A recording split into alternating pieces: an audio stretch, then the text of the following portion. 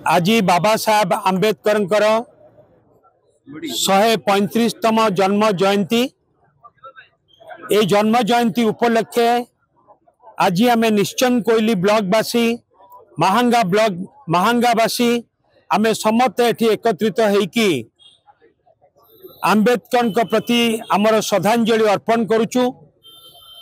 आंबेडकर समग्र भारत वर्षर एक महान व्यक्ति थिले जी संविधान प्रणेता थिले एवं भारत रत्न पाइथिले एवं स्वाधीन भारतर प्रथम आईन मंत्री थिले बाबा साहेब आंबेडकर।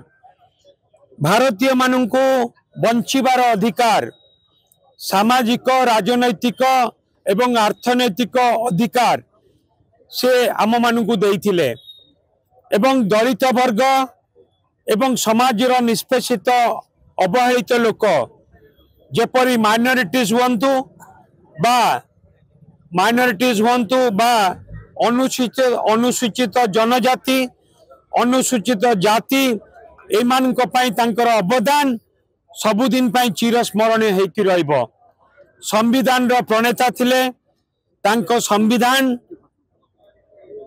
होउची आम मानकर सुरक्षा। भारत वर्षर संविधान आमर सुरक्षा। भारत वर्षर संविधान भारतर प्रत्येक नागरिकर सुरक्षा। संविधान रो सुरक्षा प्रत्येक नागरिकर सुरक्षा। संविधान रो सुरक्षा हवा दरकार।